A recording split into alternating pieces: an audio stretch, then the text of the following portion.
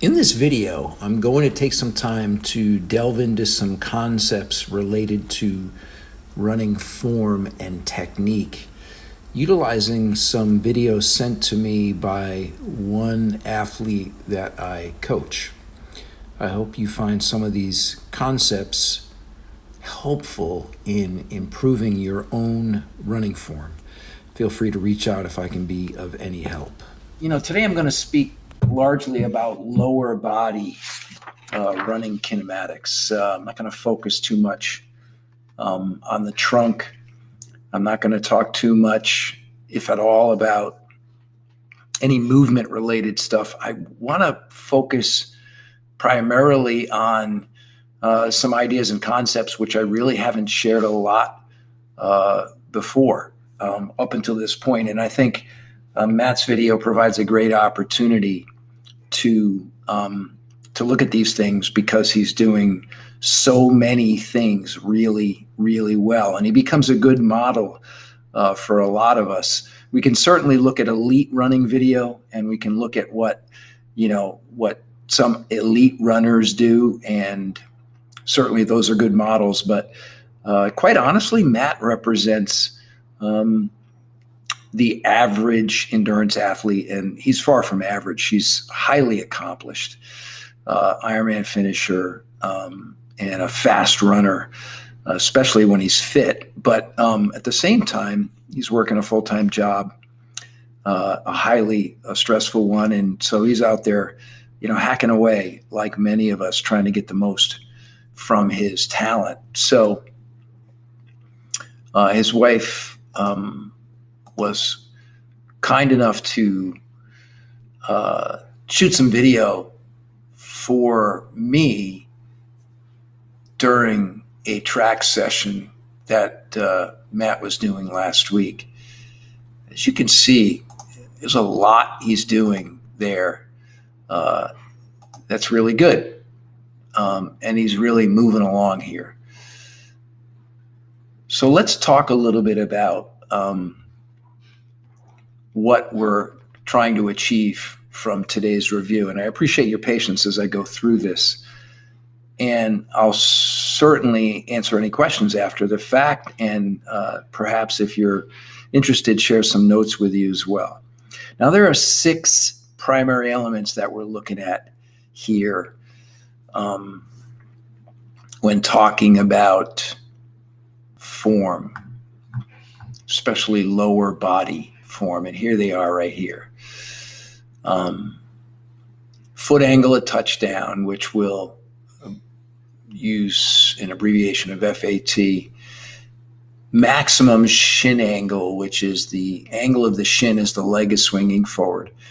The shin angle at touchdown, so when the foot just begins to touch the ground, what is the shin angle at that point?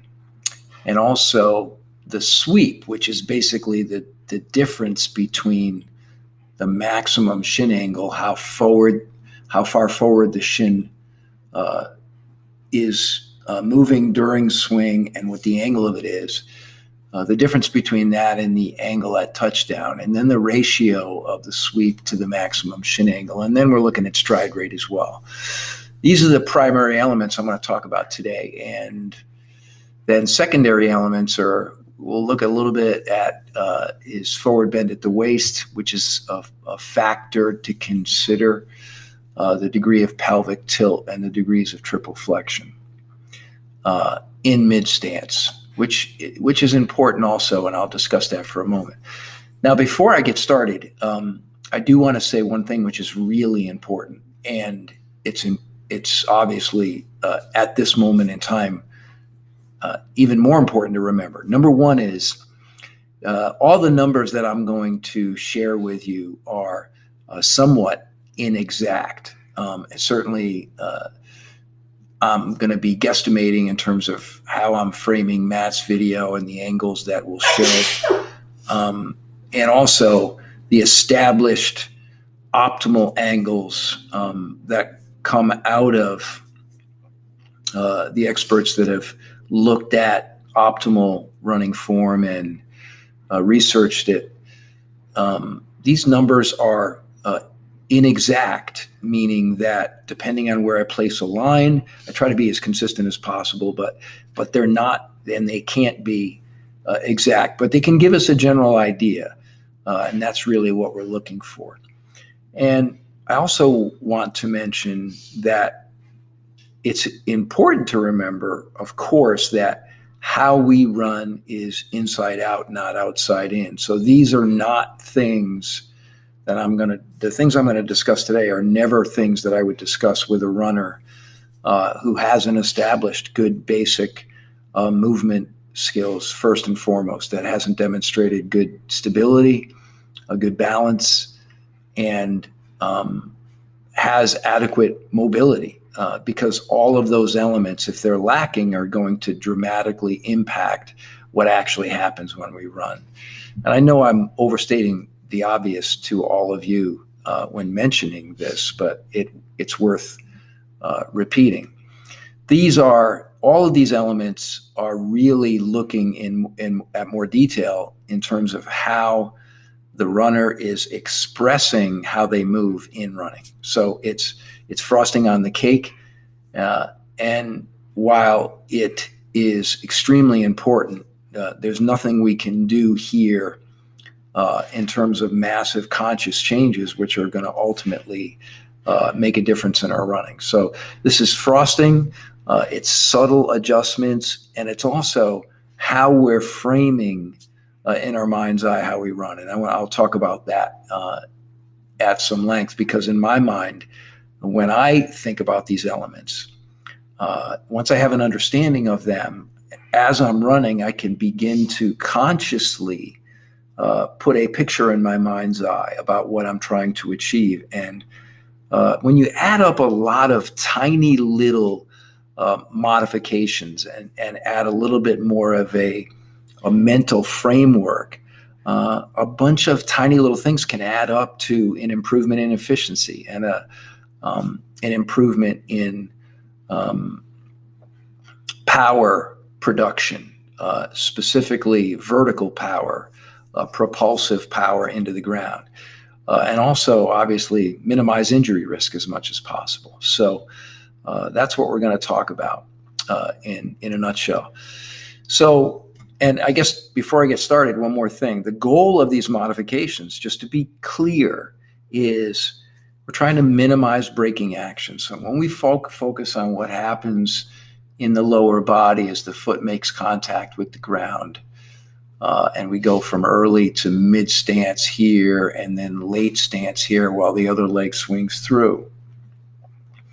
What we're focusing on is trying to minimize braking action as much as possible. So we want to create as much kinetic energy as possible during the stride, and then we want anywhere where there may be a braking action where we're stopping ourselves in any way, shape, or form. We want to minimize that as much as possible, and we want to maximize vertical and horizontal propulsive forces. And the vertical is really ironically important.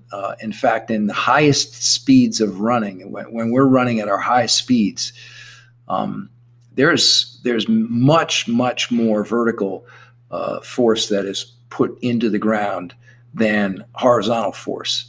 So the horizontal is really secondary, and that's important. And then the third thing we want to improve in any modifications we make is to be able to produce force more quickly, right? The more quickly we can produce it, the more quickly we can apply that force into the ground,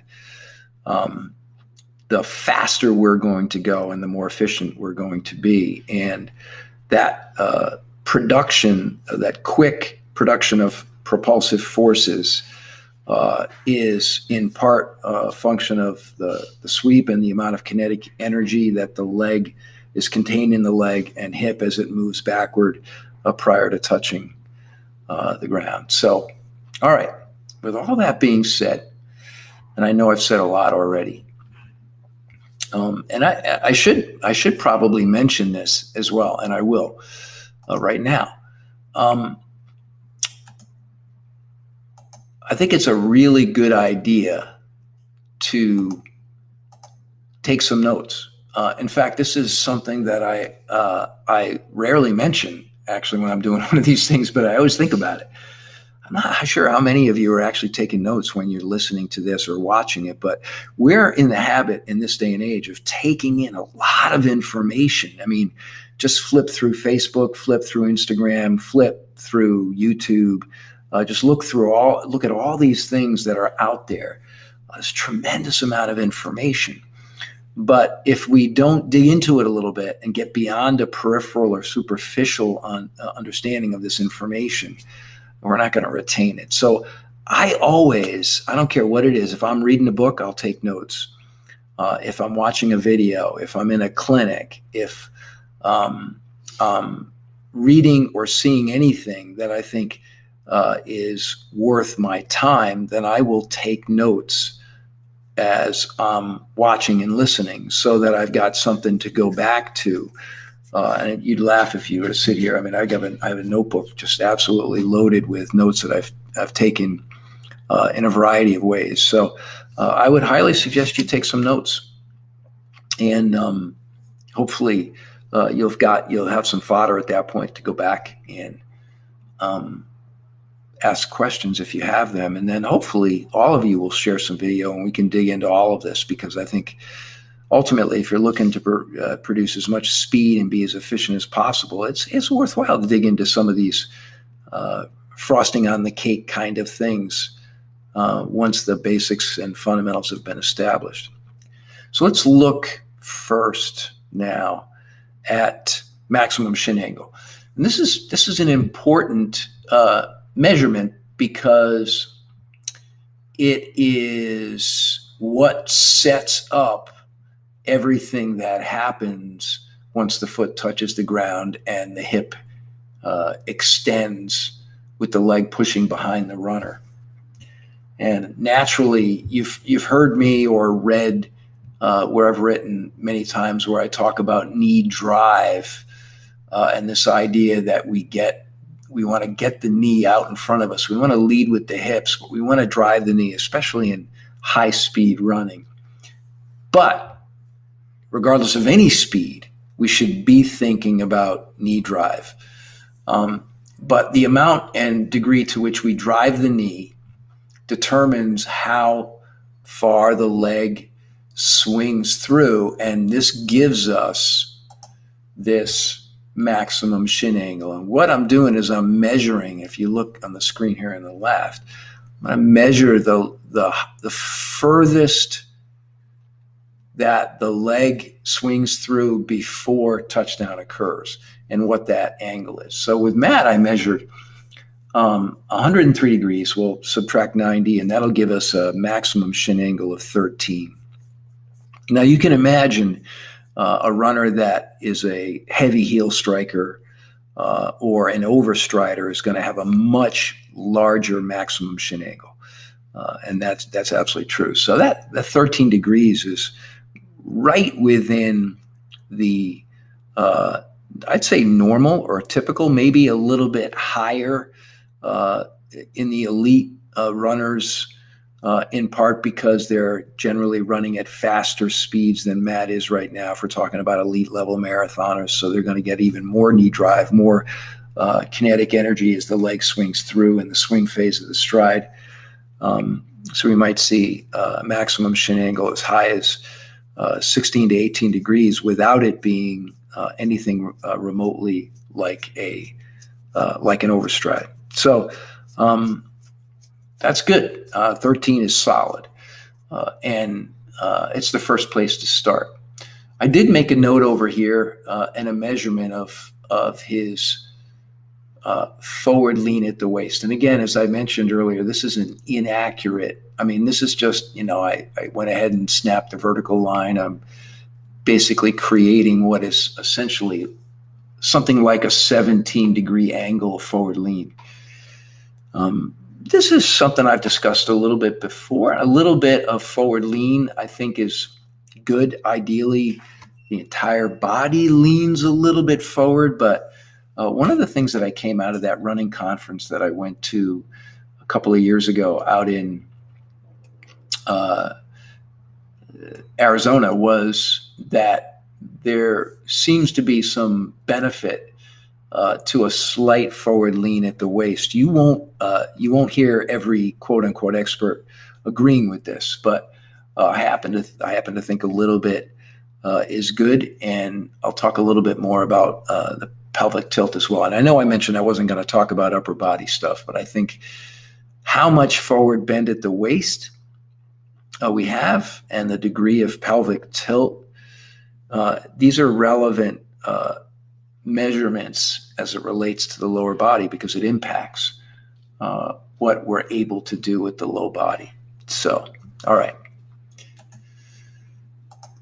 Next, let's look at shin angle at touchdown. So, again, going back to this video on the left, if we can say that he's at about his maximum shin angle at this point in the stride, it's a little hard to say because, of course, with every touch of the keyboard,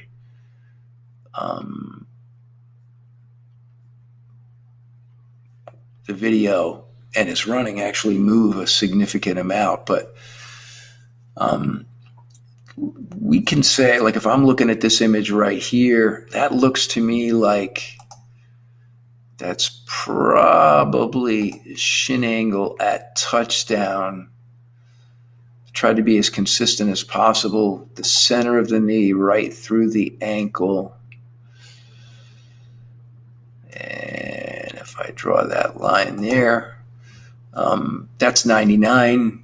So what I got over here with the right leg is 95, but you can see the difference in the foot angle. So clearly this image over here is a little bit further into the sweep of the leg, and it's a little bit more underneath him. So he's somewhere in this 95 to 99 range, which leaves us with a shin angle at touchdown of somewhere between 5 and 9 degrees. It's not uncommon to see this number be all over the place in runners, depending. Because naturally, if you're overstriding a little bit or even understriding a little bit, there's a big difference here. Shin angle at touchdown and the other shin angle at touchdown, which is important, which is referred to it as the maximum vertical propulsive force shin angle. That's a little bit later, so when we're really applying vertical force into the ground. But these angles really determine the differences and the transitions between any braking and any propulsive forces during running, right? So as soon as the foot's hitting the ground, we've said this more than once, but it's worth repeating. How your foot makes contact with the ground and what happens when you apply force to the ground. This is where the rubber meets the road, literally. I mean, this is what matters in running more than anything else. A lot of other things can be less than optimal, but if there's optimal application of force to the ground, you're going to run faster. I mean, that's the bottom line. So this is an important number. So if we see really large numbers, like if this number was significantly higher than 95, up to 99 was a little bit higher, but even higher than that, we could sort of see at that point that that's, imagine a heel striker, a dramatic heel striker, with the leg way out in front of the body. That would be a large angle, and that naturally would result in it, at least in theory, in an increased risk of injury, higher braking, higher impact forces. I think where Matt is certainly in the 95 range, because the optimal is somewhere in the 4 to 6 degree range for shin angle at touchdown. But where he is, clearly, that's right where you want to be for the most part, at least in terms of looking at this 95. And it sort of makes sense that at this distance or at this degree of shin angle at touchdown, We're going to see a greater likelihood of more of a midfoot strike, which is really what we're looking for, I think, for the most part, a full foot strike in the ground, shorter stance times, probably a higher stride rate, reduced braking, and smaller force loading rates, which is an important thing as it relates to injury, looking at the degree of loading as the leg, hip, and entire body are loaded during touchdown. So, and it makes sense too that if this number is about in this 4 to 6 range, that there's going to be minimal vertical oscillation, and certainly, we see that in Matt. If we just go back here and just look, I mean, I can draw a straight line right across the top of the video, just to kind of let's make it even a little bit thicker. We'll make it red. I don't know what we'll see, but it's just a very minimal amount of vertical oscillation, meaning movement up and down, right? So the more up and down movement that we have, the less efficient we are. We need to have a certain amount of vertical, obviously, because we got to get over the ground. We're not running through it, but less is more. The smoother we can be, the less bouncy we can be, the better. And I think that's true across the board. Now, I should mention at this point in time that I'm not making any judgment about heel strike versus midfoot strike or anything else. I don't think there is absolutely one way to do it, and we've discussed this before. I've mentioned this many times before and discussed it actually for years. We see elite runners and average runners strike the ground in a lot of different ways, and many of them do it successfully. I don't think there's anything inherently wrong with a heel strike, but I do believe that there is a margin of error that is decreased if you are striking the ground with a more significant or higher impact with the heel, because naturally there would be a little bit more braking. There probably is going to be a little bit more impact, and there's probably going to be a little bit less forward moving, vertical force producing kinetic energy that's going to help you move forward faster if you're hitting the ground with your heel in a more forceful way. So I think we can look at it and say, hey, there are some general concepts or ideas, rules that will be helpful in for each of us to take what we're doing and optimize it. And that's really what it's about, because we're all built a little differently. But there are some general concepts and a philosophy, and that's really what this is about today. Now, one other thing I want to mention, because I think it's important as it relates to shin angle at touchdown and shin angle at maximum vertical propulsive force, is it is possible to actually have a negative number for this shin angle. And let's say that Matt was driving his knee, and this is where he ended up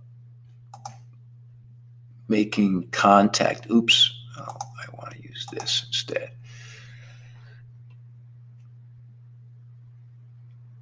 Let's say that this is the point in time where he was touching down. You can see that that's a negative. That's a negative number, meaning less than 90 degrees. So in fact, what we'd be seeing here is a minus 13 degrees for a shin angle at touchdown. Why is it important for me to mention this right now? Let me answer that. Because ironically, there in running circles in this day and age, although when I say this day and age, let's go back for the last 10 years or so. There are schools of running that I tend sometimes to refer to as fads, but let's talk about chi running and even pose running to some degree, that have the runner believe that we should be falling forward, that we should be leaning so far forward that in fact we're falling. And the problem with that concept is that if you're falling forward more, so if you lean further forward, and what you end up with is a shin angle at touchdown that's less than 90 degrees, or essentially a negative number, what you're doing is you're running the risk of decreasing the amount of force you can put into the ground. That may be counterintuitive. I'm not really sure, but this is the challenge with uphill running, is you're having to push down into the ground to push yourself up a hill in a position where you're a little bit biomechanically inefficient. You don't really have optimal mechanical position to push yourself up the hill. So the calves get loaded, you end up pushing through the balls of your feet more significantly. But in terms of the hips and legs, because the foot's a little bit behind you. So your fastest running will occur when that shin angle at touchdown is just a little bit positive. As I mentioned, 4 to 6 degrees probably is where we want to be. And depending on where you are, there could be reasons for it. We can discuss it, because, like I said, we're all on experiment of one. But Matt's doing a really nice job of being just about where he wants to be, and there's always a little bit of variation with every stride. You could say here, actually, if we look at this, I mean, is he touching there? Almost. Probably right there. So there he goes, he loads. So here's a stride where we can make an argument. He is very slightly negative. So that'd be a -4 degrees. We can see, if I were to go one more click of the keyboard, that he's loading at that point in time. So there'd be an instance where I would say he'd benefit from a little bit more knee drive, and something I'll discuss next, which is sweep. So if we look at maximum shin angle, which is right there, and then the next measurement I discussed, which is shin angle at touchdown, the difference between those is referred to as the sweep, or the reversal of swing. So that's where you're generating kinetic energy, and hopefully the faster the better. The energy of sweep is so important for developing speed, because how much velocity there is in the leg at the point when you're producing force into the ground determines a lot about how much force is produced. So that sweep, as you know, if we look at Matt, what we're seeing is that he's got a maximum shin angle of about 13 degrees. Let's use 5 as his shin angle at touchdown. So he's got a sweep of about 8 degrees, which is just about optimal, believe it or not. It's just about where you want to be. And again, these numbers are inexact, but they're important to look at nonetheless. And then I guess the last thing, going back to what I had mentioned earlier. So again, if we look at these notes, we've talked about maximum shin angle. His was 13. Shin angle at touchdown, his was 5. The sweep, which was 8 degrees, and then a ratio. And the research, I think, that's been done that's looked at these elements in detail. An optimal ratio is somewhere around 0.7 to 0.75, and his is 0.61. Basically, we determine that by dividing sweep by MSA. So in this instance, it'd be 8 divided by 13. So good stuff. So a lot of really positive things going on when we look at the lower body kinematics here, about the optimal amount of maximum shin angle at touchdown. Sweep is good, and then the ratio between those is also good. Keep in mind that the amount of, as I said, kinetic energy from the time that the leg is swung forward and the shin has traveled as far as it's going to travel, to the point at which the foot makes contact with the ground and then is loaded to apply force. We want that sweep to happen very, very quickly. And I haven't talked too much about stride rate to this point. Actually, I haven't talked about it at all. But naturally, a higher stride rate is going to result in a faster sweep. A slower stride rate, a slower sweep. Stride rate's a function of many things, including how much force we put into the ground. But fundamentally, we really all should be somewhere around 90 most of the time. I mean, that's a good general target. Listen, the length of our legs, for Arna, it's very different than, for someone else who's shorter because he's such a big guy. But by and large, 90 is a target to go after. And certainly it determines some things.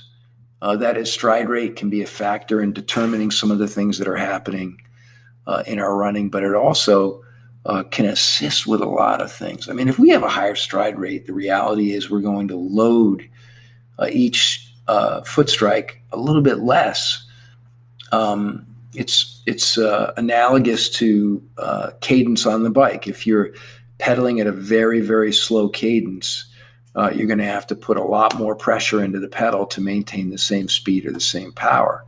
If you're pedaling at a much faster cadence, you won't need to produce as much force with each pedal stroke to produce the same amount of power or miles per hour. So running, it's very similar, right? So a higher stride rate is generally a good thing, all things being equal. All right, so at this point, I want to just touch on mid-stance mechanics at this point. So he's gone through, we look at this image here, he's gone through touchdown, and he's at this point in time here where he's in the mid-stance phase of the stride. Now, as all of you know, if we look at this image in mid-stance, it may make sense why I have set up the hip series of exercises the way I have.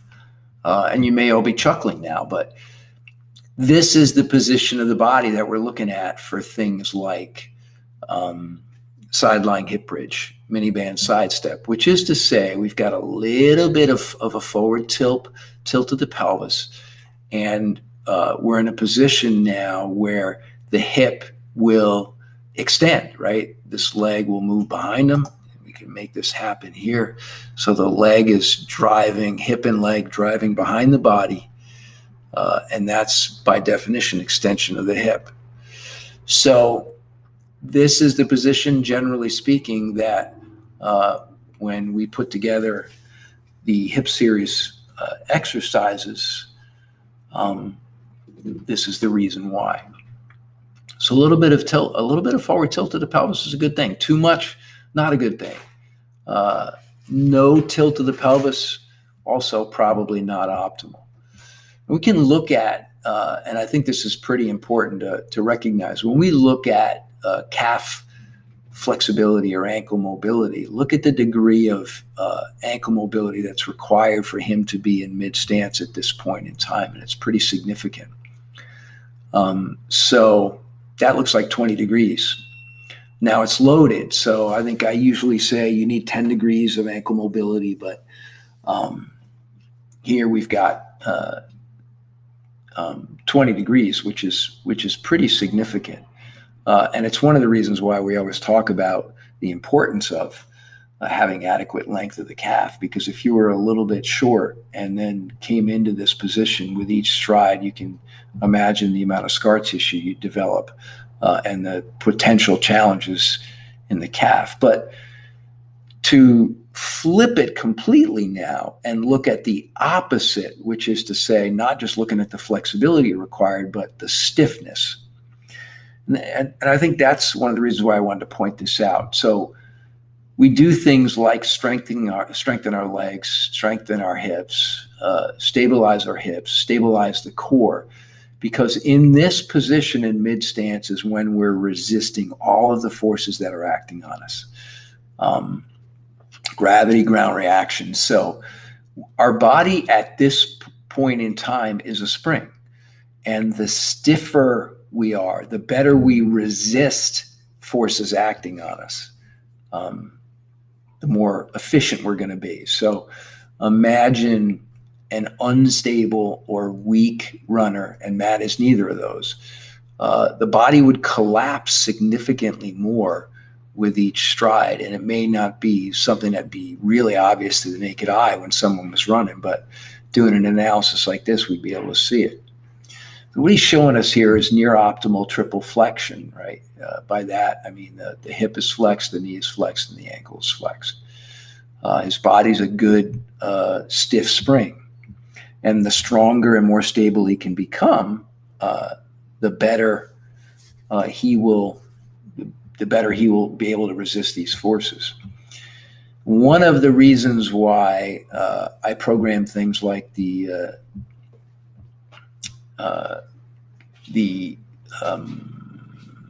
what am I thinking about here? The fascial stiffness cascade. All right, sorry, brain fart there. Fascial stiffness cascade and other things such as that that develop stiffness and integration through the spine, through the entire body. Why we talk about stiffness in the vertical quadruped. It's all really about this moment in time. So if we can develop more connectivity, more integration, more stiffness, if we can lengthen the spine as much as possible and really be a good stiff spring, then we're going to be much more efficient and at less risk of injury. No doubt about that. So that's one of the reasons why all of these elements come into play with the movement training that we do. All right. I think I've probably talked enough. And if you're still listening, fantastic. Thanks for joining me. I'll end it here, and I'll look forward to getting into some more reviews as we go. Thank you.